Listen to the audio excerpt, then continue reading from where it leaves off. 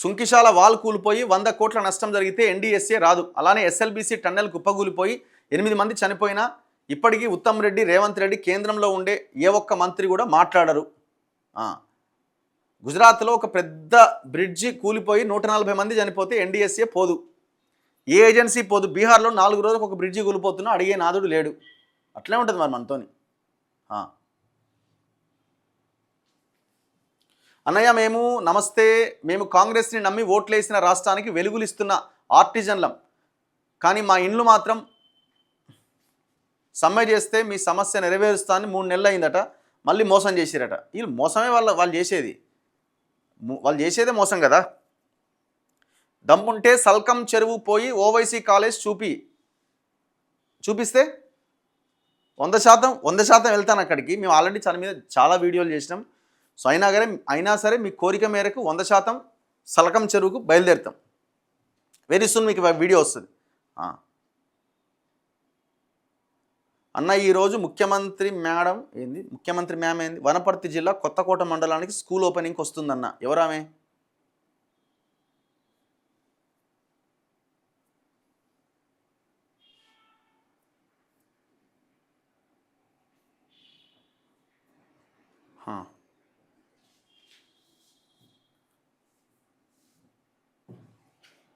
చలో.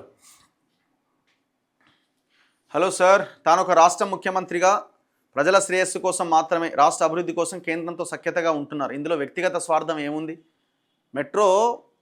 మెట్రో ఇవన్నీ ఇప్పుడు ప్రయారిటీస్ కాదండి. ఇప్పుడు ప్రాధాన్యత క్రమంలో ఉండాల్సిన ప్రాజెక్టులు కావాలి. దానికంటే చాలా భయంకరమైన అంశాలు ఉన్నాయి.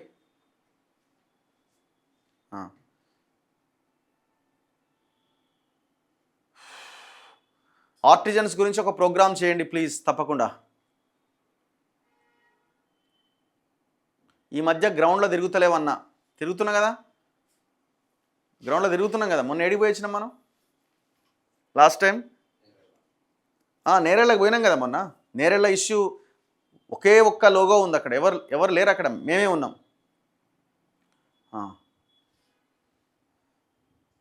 అన్న పోలీస్ నోటిఫికేషన్ సీఎం దగ్గర ఉంది అన్నారు, ఎప్పుడు వస్తుంది? వచ్చే అని ఒకటే పోస్టులు పెడుతున్నారు కొన్ని ఛానళ్ళలో. మరి ఎప్పుడు వస్తుందో ఏమో. ఇప్పుడు 19,000 పోస్టులు వేయాలి అన్నది నిరుద్యోగులు డిమాండ్ చేస్తున్నారు. భూభారతి గురించి చెప్పండి. సో దీని మీద చాలా స్టోరీస్ చేయాలి, అసలు ఎందుకు జరుగుతుంది అన్నది.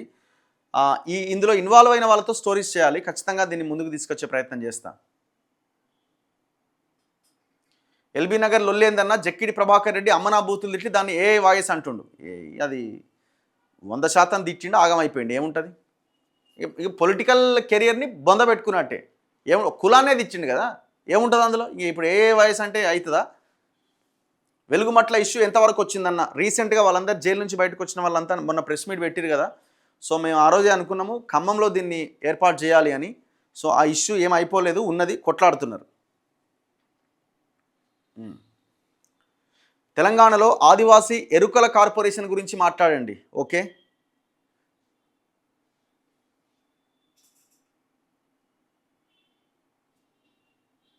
అవుట్సోర్సింగ్ పంచాయతీ కార్యదర్శుల బాధలపైన స్పందించండి. మీరు ఏదైనా ధర్నా చేస్తే దాన్ని కవర్ చేస్తాం ఖచ్చితంగా మేము. లైసెన్స్డ్ సర్వేయర్లట, వాళ్ళ బాధ వాళ్ళది. పాపం వాళ్ళు చాలా ధర్నాలు చేసిరు, ప్రభుత్వం రెస్పాండ్ అవుతలేదు. అన్నగారు నిజమైన చేనేత కార్మికులకు సంఘాలు సభ్యత్వాలు ఇవ్వడం లేదు, దాని గురించి మాట్లాడండి. కొట్లాడాలి, బయటికి రావాలా. మీ పద్మశాలి సంఘాలు ఎవరైతే యూనియన్లు ఉన్నారో వాళ్ళతోని ఏం చేస్తున్నారు మీరని నిలదీయాల్సిన అవసరం ఉన్నది. మొన్న ఎలక్షన్లు అయిపోయినట్టున్నాయి, రూపాయి బిల్ల లేదాడా. గెలిచిన అధ్యక్షుడే పోయి దులుపుకోవాల్సిన పరిస్థితి ఆడ. ఎందుకంటే రూపాయి లేదు, ఆ సంఘంలో రూపాయి లేదు, గవర్నమెంట్ కూడా ఏమి ఇస్తలేదు.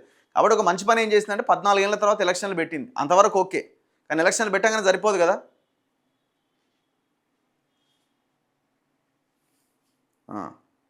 నూతన కొత్త గవర్నమెంట్ రావాలి. తెలంగాణ సోయి లేనోడు మన ముఖ్యమంత్రి, 100% వాస్తవం. విజయ విహారం రమణమూర్తి పైన హిందూ మతోన్మాదుల దాడి, బషీర్బాగ్ ప్రెస్ క్లబ్లో ప్రెస్ మీట్ ఉన్నది, మీరు అటెండ్ కండి అన్న. తప్పకుండా మన కెమెరా వస్తుంది, కవర్ చేద్దాం. సో ఆయన కూడా హిందువే కదా, ఆయన ఏమి హిందూ మతాన్ని ఎక్కడ దూషించినటువంటి వ్యక్తి ఏం కాదు. సర్వే జన సుఖినో భవంతు అన్నాడు ఆయన. తప్పేముందండి, చెప్పుతో కొట్టిరు ఆయనని. ఎంత అన్యాయం ఇది.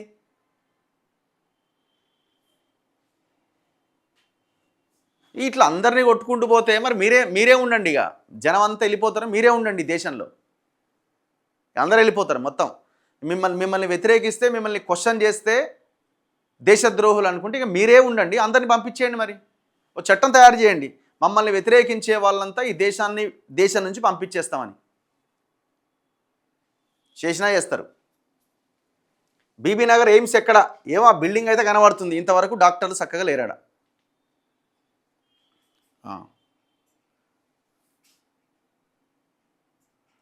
రైతుల గురించి మాట్లాడండి అన్న,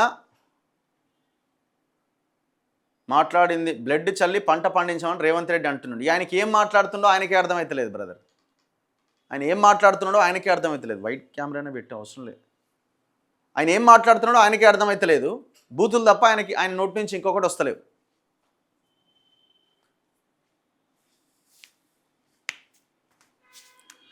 పవన్ కళ్యాణ్ గారి 10 ఎకరాల విషయం ఏమైంది? మనమే మాట్లాడుకోవడం సరిపోతుంది, కానీ దాన్ని పట్టించుకొని సరైన చర్యలు తీసుకోవట్లేదు. గవర్నమెంట్ రెస్పాండ్ అయితలేదు.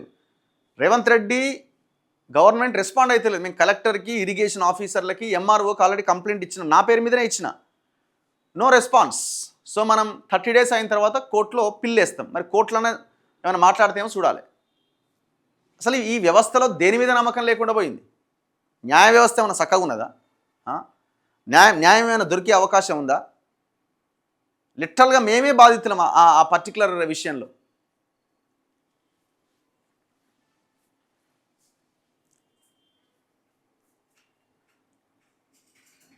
సో కానీ ఎట్టి పరిస్థితుల్లో వదిలేది లేదు. మేము లాస్ట్ వరకు దాని మీద కొట్లాడతాం. ఆ 10 ఎకరాలకు సంబంధించిన కోడి చెరువు మీద కోర్టులో నా పేరు మీద నేను పిల్ల వేయబోతున్నా.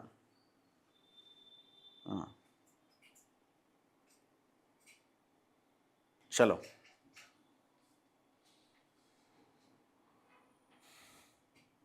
ఉద్యమకారులకు 250 గజాల భూమి ఇస్తా అన్నాడు, పెన్షన్ ఇస్తా అన్నాడు, మేనిఫెస్టోలో పెట్టింది. ఇప్పటి వరకు న్యాయం జరగలే. ఇప్పుడు దాంట్లో న్యాయం జరుగుతుంది, న్యాయం చేస్తాడన్న నమ్మకం కూడా నాకు లేదు.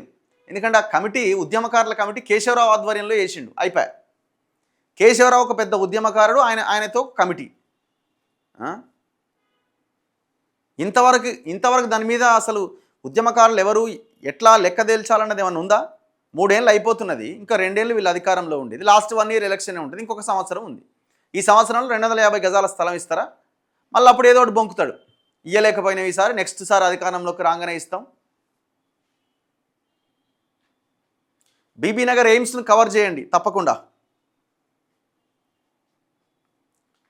ఫెర్టిలైజర్ షాప్ వాళ్ళు ఎరువులకు రేట్లు బాగా పెంచిరట.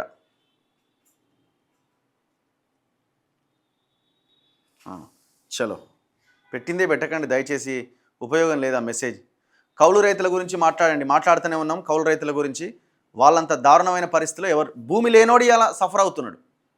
భూమి ఉన్నోడు కనీసం నాకు భూమి ఉన్నదన్న భూమిని చూసుకొని బతుకుతున్నాడు, కానీ భూమి లేనోడు పరిస్థితి ఏంది? ప్రభుత్వ హాస్పిటల్స్ గురించి మాట్లాడండి, కనీస సౌకర్యాలు లేవు.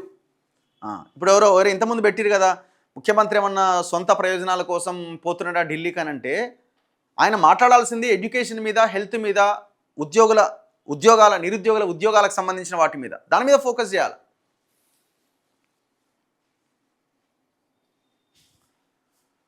లేఅవుట్ పర్మిషన్ రావాలంటే ఆర్ఆర్ ట్యాక్స్ కట్టాలట. అట్లే ఉన్నది. తమిళనాడు సీఎంను చూసి రేవంత్ రెడ్డి బుద్ధి తెచ్చుకోవాలి.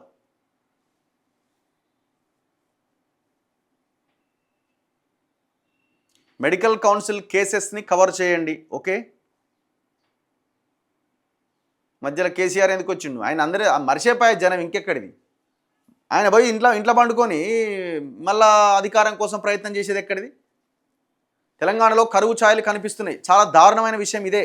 రాబోయే రోజుల్లో దారుణమైన విషయం ఇదే. ఇప్పుడు ఏం అవసరం లేదు, ముఖ్యమంత్రి ఆడి పోయినోడు కూడా ఈ కరువు గురించి డిస్కస్ చేయండి, ఏం చేయాలన్న దాని మీద ఫోకస్ చేయండి. దాని మీద ఇంటర్ సెకండ్ ఇయర్ స్కాలర్షిప్లు వస్తలేవట. మాది నిర్మల్ జిల్లా, నేను బీజేపీ కార్యకర్తను.